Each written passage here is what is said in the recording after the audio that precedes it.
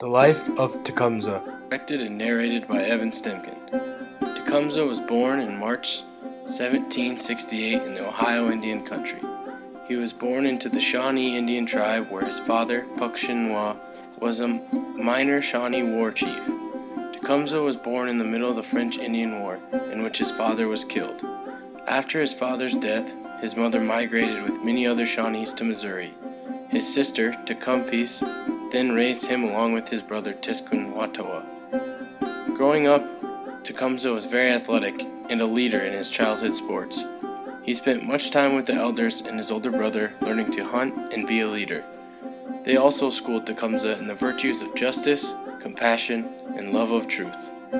This is where Tecumseh not only learned to be an inspirational leader, but also a great warrior.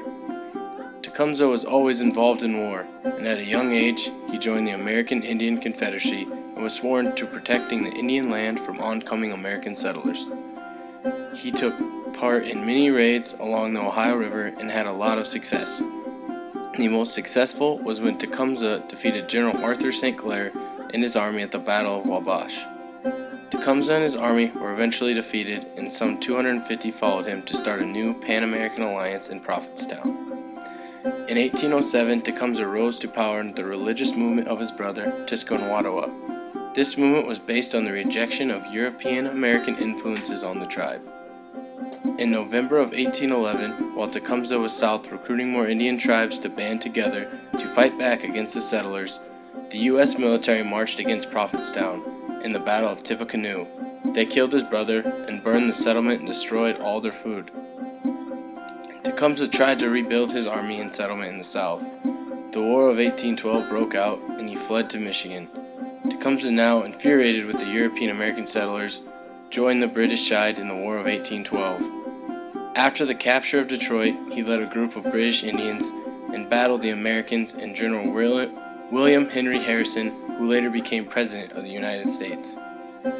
Tecumseh was a part of the British retreat in Upper Canada and died in the Battle of Thames on October 5, 1813. Many people claim to be the one to have killed Tecumseh in the Battle of Thames in order to gain political prominence in the United States.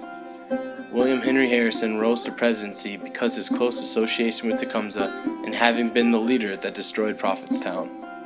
Many people believe that had Tecumseh been alive, the War of 1812 would have lasted longer than it originally did.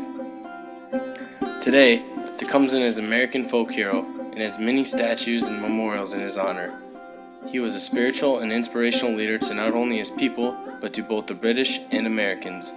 Today, we look at Tecumseh as a great warrior, and most notably for his resistance to the American movement to the West. He was one of the few people that tried to band together the American Indians. Overall, Tecumseh was an inspiration to many people and had great influence on the American Indian culture, both past and present. He is still a hero to many and will be for decades to come.